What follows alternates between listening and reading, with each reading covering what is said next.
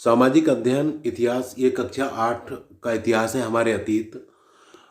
तो यहाँ से कुछ इम्पोर्टेंट पॉइंट लिए गए हैं जो कि सीटेट के लिए बहुत ही महत्वपूर्ण है। रॉबर्ट रॉबर्ट क्लाइव ने रेनेल को हिंदुस्तान के नक्शा तैयार करने का काम सौंपा था और भारत पर अंग्रेजों की विजय के समर्थक रेनेल ने एक तस्वीर में दिखाया है कि भारत के लोग स्वेच्छापूर्वक अपने प्राचीन पवित्र ग्रंथ ब्रिटिश सत्ता की प्रतीक ब्रिटेनिया को सौंप रहे हैं, मानो वे उसे भारतीय संस्कृति की रक्षा के लिए आने का आग्रह कर रहे हैं। तो ये रॉबर्ट क्लाइव ने रेनेल को हिंदुस्तान का नक्शा तैयार करने के लिए कहा था। देखो, ये हिंदुस्तान। विज्ञापनों से लोगों की पसंद नापसंद पता चलती है।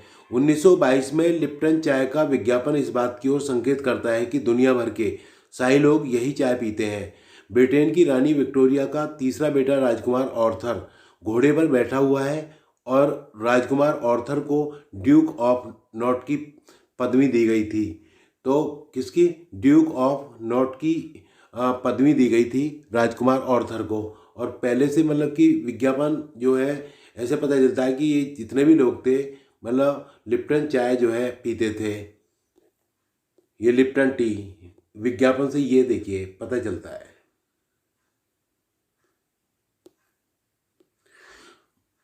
भारत के प्रथम गवर्नर जनरल वारेन हेस्टिंग्स तथा आखिरी वायसराय लॉर्ड माउंटबेटन थे।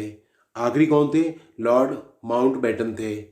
1817 में स्कॉटलैंड के अर्थशास्त्री और राजनीतिक दार्शनिक जेम्स मिल ने 3 विशाल खंडों में ए हिस्ट्री ऑफ ब्रिटिश इंडिया यानी कि ब्रिटिश भारत का इतिहास नामक किताब लिखी। तो 1817 में लिखी थी जेम्स मिल ने ब्रिटिश भारत का इतिहास नामक किताब लिखी। इस किताब में उन्होंने भारत के इतिहास को हिंदू, मुस्लिम और ब्रिटिश कालखंडों में बांटा। तो हिंदू, मुस्लिम, ब्रिटिश कालखंडों में जो भारत का इतिहास है उन्होंने 3 भागों में हिंदू, मुस्लिम, ब्रिटिश में किसने बांटा था? जेम्स मिल ने। उसके बाद देखो, इतिहासकारों ने भारतीय इतिहास को 3 खंडों में प्राचीन, मध्यकालीन, आधुनिक काल में बांटा। इन खंडों में बांटने की यह समझ पश्चिम से आई। तो ये जो 3 खंडों में इतिहास बटा हुआ है ये समझ कहाँ से आई थी? पश्चिम से आई थी। अंग्रेजों के शासनकाल को इतिहासकार औपनिवेशिक युग कहते हैं। अंग्रेजों के शासनकाल को इतिहासकार औपनिवेशिक युग कहते हैं, जब एक देश पर दूसरे देश के दबदबे से राजनीतिक, आर्थिक, सामाजिक और सांस्कृतिक बदलाव आते हैं तो इस प्रक्रिया को औपनिवेशीकरण कहा जाता है। जब मतलब एक देश पर दूसरे देश के दबदबे से राजनीतिक, आर्थिक, सामाजिक, सांस्कृतिक बदलाव आते हैं तो इस प्रक्रिया को औपनिवेशीकरण कहा जाता है। महत्वपूर्ण दस्तावेजों को रखने के संग्रहालय को अभिलेखागार कहते हैं। महत्वपूर्ण दस्तावेजों को रखने के संग्रहालय को अभिलेखागार कहते हैं। 19वीं सदी में दस्तावेजों की सावधानीपूर्वक नकलें खुशनवीसी द्वारा बनाई जाती थी। खुशनवीसी या सुलेख नवीस ऐसे लोग होते हैं जो बहुत सुंदर ढंग से चीज़ें लिखते हैं। खुशनवीसी उनको कहते हैं जो बहुत ही सुंदर ढंग से लिखते हैं। मुगल बादशाहों में औरंगजेब आखिरी शक्तिशाली बादशाह थे। जो मुगल शासक थे उनमें सबसे शक्तिशाली आखिरी कौन थे? मुगल औरंगजेब थे। अंग्रेज एक व्यापारिक कंपनी के रूप में भारत आए थे जिसका नाम ईस्ट इंडिया कंपनी था और 1600 में कंपनी ने इंग्लैंड की महारानी एलिजाबेथ प्रथम से चार्टर यानी कि इजाज़तनामा हासिल कर लिया, जिससे कंपनी को पूरब से व्यापार करने का एकाधिकार मिल गया। यूरोप के बाजार में भारत के बने बारीक सूती कपड़े, रेशम, काली मिर्च, लौंग, इलायची और दालचीनी की बहुत मांग रहती है। तो यूरोप के बाजार में जो भारत के बने बारीक सूती कपड़े, रेशम और काली मिर्च, लौंग, इलायची और दालचीनी की बहुत मांग रहती है। उसके बाद देखो, पहली इंग्लिश फैक्ट्री 1651 में हुगली नदी के किनारे शुरू हुई। पहली जो इंग्लिश फैक्ट्री थी कब हुई थी? हुगली नदी के किनारे शुरू हुई। और व्यापारियों को उस जमाने में फैक्टर कहा जाता था। व्यापारियों को क्या कहा जाता था? फैक्टर कहा जाता था। फैक्ट्री में एक वेयर हाउस था जहां निर्यात होने वाली चीजों को रखा जाता था। मुर्शीद कुली खान के बाद अली वर्दी खान और उसके बाद सुराजुद्दौला बंगाल के नवाब बने। यह सभी शक्तिशाली शासक थे। उन्होंने कंपनी को रियायतें देने से मना कर दिया। कंपनी को सिराजुद्दौला की ताकत काफ़ी कंपनी को सिराजुद्दौला की ताकत से काफ़ी भय था। सिराजुद्दौला की जगह कंपनी एक कठपुतली नवाब चाहती थी। तो कंपनी क्या चाहती थी? एक कठपुतली हमें नवाब मिले। ठीक है, तो जो सिराजुद्दौला थे वो काफ़ी ताकतवर थे और उनसे काफ़ी भय था। प्लासी का युद्ध 1757 में रॉबर्ट क्लाइव ने प्लासी के मैदान में सिराजुद्दौला के खिलाफ कंपनी की सेना का नेतृत्व किया। नवाब सिराजुद्दौला की हार का एक बड़ा कारण उसका एक सेनापति मीर जाफर था। तो जो सिराजुद्दौला की हार हुई थी उसका सबसे बड़ा कारण उसका एक सेनापति मीर जाफर था। और रॉबर्ट क्लाइव ने प्लासी के मैदान में सिराजुद्दौला के खिलाफ कंपनी की सेना का नेतृत्व किया था। और प्लासी की जंग भारत में कंपनी की पहली बड़ी जीत थी। इस जंग के बाद सिराजुद्दौला को मारकर मीर जाफर को नवाब बना दिया गया। तो जैसा कंपनी चाहती थी, कठपुतली नवाब चाहती थी, मीर जाफर को बना दिया। मीर जाफर के बाद मीर कासिम को नवाब बना दिया।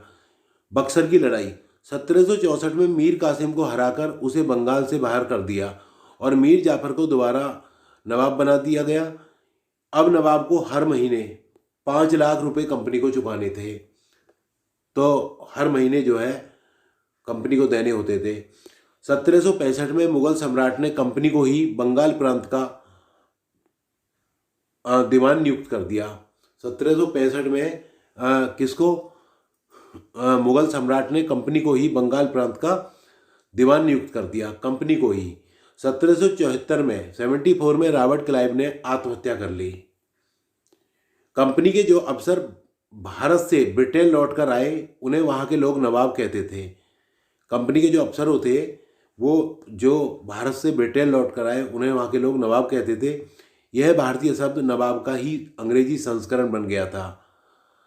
बक्सर की लड़ाई के बाद कंपनी ने भारतीय रियासतों में रेजिडेंट तैनात कर दिए। ये कंपनी के राजनीतिक या व्यावसायिक प्रतिनिधि होते थे। इनका काम कंपनी के हितों की रक्षा करना था। तो ये जो रेजिडेंट थे इनका काम क्या था? कंपनी की के जो हित थे उनकी रक्षा करना। देखो टीपू सुल्तान हैदर अली, शासनकाल इनका 1761 से 1782 तक था। और उनके विख्यात पुत्र टीपू सुल्तान शासनकाल 1782 से 1799 जैसे शक्तिशाली शासकों के नेतृत्व में मैसूर काफ़ी ताकतवर हो चुका था। तो अगर हम टीपू सुल्तान शेर मैसूर की बात करें तो इन्हें शेर मैसूर क्यों कहा जाता है? मैसूर के राजा बने टीपू सुल्तान के बारे में कहा जाता है कि एक बार वे अपने फ्रांसीसी दोस्त के साथ जंगल में शिकार खेलने गए थे। वहाँ एक शेर उनके सामने आ गया। उनकी बंदूक ने मौके पर साथ नहीं दिया और कटार भी जमीन पर गिर गई। फिर भी टीपू ने निहत्ते ही शेर का मुकाबला किया। आखिरकार कटार उठा ली और अंत में उन्होंने शेर को मार गिराया। इसी के बाद से उन्हें शेर मैसूर कहा जाने लगा था। और उनके राजसी झंडे पर भी शेर की तस्वीर होती थी। ठीक है, तो इनको शेर मैसूर क्यों कहा जाता था ये मैंने अभी आपको बताया। मालाबार तट पर होने वाला व्यापार मैसूर रियासत के नियंत्रण में था, जहां से कंपनी काली मिर्च और इलायची खरीदती थी। 1785 में टीपू सुल्तान ने अपनी रियासत में पड़ने वाले बंदरगाहों से चंदन की लकड़ी, काली मिर्च, इलायची का निर्यात रोक दिया। तो होता क्या, ये 1785 की बात है। टीपू सुल्तान ने अपनी रियासत में पड़ने वाले बंदरगाहों से चंदन की लकड़ी, काली मिर्च और इलायची का निर्यात रोक दिया। उसके बाद देखो मैसूर के साथ अंग्रेजों की 4 बार जंग हुई, 1767 से 69 तक और 1780 से 84 तक, 1790 से 92 तक और 1799 में। उसके बाद देखो मराठों से लड़ाई। मराठों से लड़ाई की बात देखिएगा। 1761 में पानीपत की तीसरी लड़ाई के बाद मराठा को कई राज्यों में बांट दिया गया। इन राज्यों की बागडोर सिंधिया, गायकवाड़ और भोंसले जैसे अलग अलग राजवंशों के हाथों में थी। ये जो बागडोर थी सिंधिया, गायकवाड़ और भोंसले जैसे अलग अलग राजवंशों के हाथों में थी। ये सारे सरदार एक पेशवा के अंतर्गत एक कन्फेडरेसी राजमंडल के सदस्य थे। पेशवा इस राज्यमंडल का सैनिक और प्रशासकीय प्रमुख होता था और पुणे में रहता था। महाजी सिंधिया और नाना फडणीस 18वीं सदी के आखिर के दो प्रसिद्ध मराठा योद्धा और राजनीतिज्ञ थे। महाजी सिंधिया और नाना फडणीस ये दो मराठा योद्धा थे 18वीं शताब्दी के। पहला युद्ध 1722 में सालबाई संधि के साथ खत्म हुआ, जिसमें कोई नहीं जीता, और दूसरा युद्ध 1803 से 5 में लड़ा गया। परिणाम स्वरूप उड़ीसा और यमुना के उत्तर में स्थित आगरा व दिल्ली सहित कई भूभाग अंग्रेजों के कब्जे में आ गए। तीसरा 1817 से 19 में अंग्रेज मराठा युद्ध में मराठों की ताकत को पूरी तरह कुचल दिया गया और पेशवा को पुणे से हटाकर कानपुर के पास बिठूर में पेंशन पर भेज दिया गया। ठीक है ना, पेशवा को पुणे से हटाकर कानपुर के पास कहाँ भेज दिया गया? बिठूर में पेंशन पर भेज दिया गया। उसके बाद देखो विलय नीति। गवर्नर जनरल लॉर्ड डलहौजी के शासनकाल में विलय नीति अपनाई गई।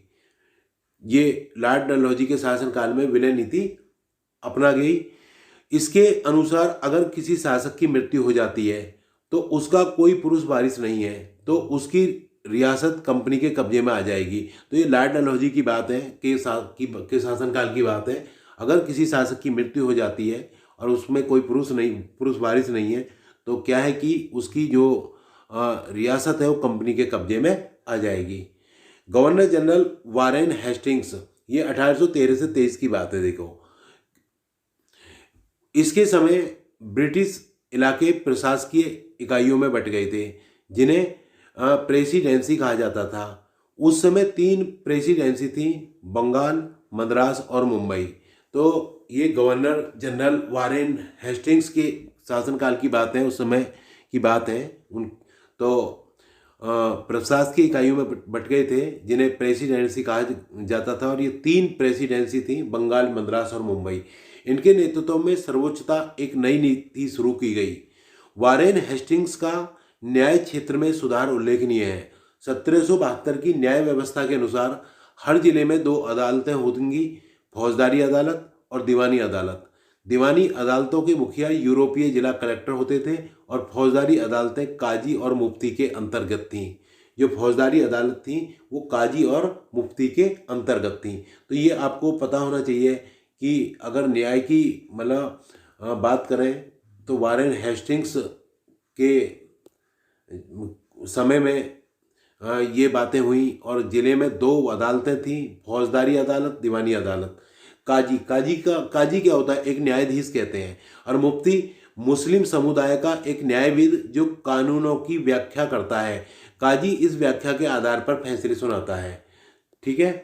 उसके बाद जब वारेन हेस्टिंग्स 1785 में इंग्लैंड लौटा तो एडमंड वर्के ने उस पर बंगाल का शासन सही ढंग से न चलाने का आरोप लगा दिया, जिससे हेस्टिंग्स पर ब्रिटिश संसद में महाभियोग का मुकदमा चलाया गया, जो 7 साल चला।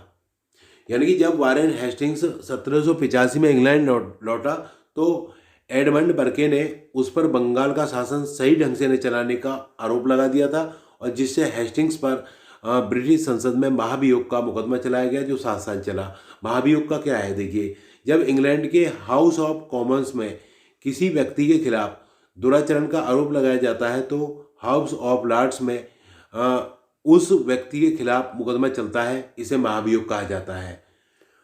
1857 तक भारतीय उपमहाद्वीप के 63% भूभाग और 78% आबादी पर कंपनी का सीधा शासन स्थापित हो चुका था, और देश के शेष भूभाग और आबादी पर कंपनी का अप्रत्यक्ष प्रभाव था। तो ये बात कर रहे हैं 1857 की। डच व्यापारी 17वीं सदी में दक्षिण अफ्रीका पहुंचे और इसके कुछ समय बाद ही यहाँ दास व्यापार शुरू हो गया और 1834 में दास प्रथा का अंत हुआ। तो दास प्रथा का अंत कब हुआ था? 1834 में हुआ था। 1820 के दशक में वर्मा, अफगानिस्तान और मिस्र के सिपाही मस्केट और मैचलॉक से लैस होते थे। अब देखिए मस्केट क्या है। तो ये बात है 1820 के दशक में वर्मा, अफगानिस्तान और मिस्र के सिपाही जो है मस्केट और मैचलॉक से लैस होते थे। मस्केट क्या है? पैदल सिपाहियों द्वारा इस्तेमाल की जाने वाली एक भारी बंदूक, उसको मस्केट कहते थे। जो पैदल सिपाही थे तो भारी बंदूक होती थी। और मैचलॉक क्या था?